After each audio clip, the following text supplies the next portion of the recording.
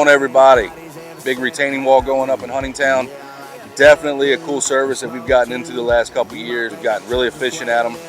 We got tons of content out there showing you how we build these big walls on the residential and commercial side of things. Definitely take a look at it. We're going to show you every aspect of it, how it's put in the ground from the first course, the footer, all the way up, how we tie it back, how we do all the drainage with it, the whole deal.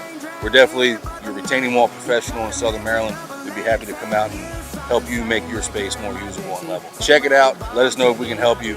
Like I said, it's definitely something that we've done a lot of in the last few years, and we're getting pretty damn good at it, so check it out. All right, so we do a lot of retaining walls, smaller scale, to kind of prep for sheds and pole barns and detached garages, right? So you want to put that somewhere in your yard. It's not level. You need to get level space. We come in, excavate it, put the walls up, level the space for you, and then you put your structure inside that level area. So here on the back side of the shed, you can really see where we put our wall. It started at grade basically on the uphill side, and then it comes down to about a 3-foot wall here. So we made that difference up, leveled the area, gave them a nice level area to put that shed. This is a good example of what we can do to make this happen for you. So check it out. We can use this whole hardscape retaining wall concept to give you landings and steps down to backyards that might be on a hill, or if you put a patio in the backyard and you want to incorporate it with a sidewalk leading to the driveway, no problem, we got you. This particular project, we did these big landings to the backyard, and they had a lot of erosion underneath their deck, and we put a big wall up, backfilled behind it, and hid those exposed footers on the deck, so there's no problems in the future.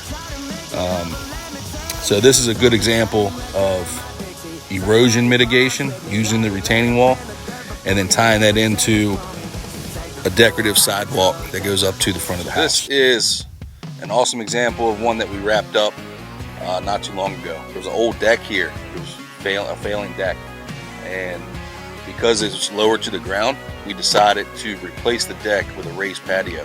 So we gave them like a 2-tiered patio system, and you can see how we tied the upper patio into the house and the upper deck, and then it comes down about 4 foot and then ties into the bottom patio. And it was a really cool way of being able to replace the deck with a more long-term option, and then also kind of repair a lot of erosion that was coming from underneath the deck. Kind of killed 2 birds with 1 stone, and I think it turned out great. Obviously gave these people a lot of outdoor space that they can use. So go ahead and check it out. This is a great example of a tiered retaining wall system. We go towards this option when we have a large area that we're trying to change the grade on. This backyard was just super steep right up to the foundation. So instead of putting one 8-foot tall wall in and then backfilling behind it to level it out, we decided to do 2 4-foot walls back to back. And it gives that backyard that tiered system with different outdoor living areas. And it's another way to kind of get around a harder permitting process.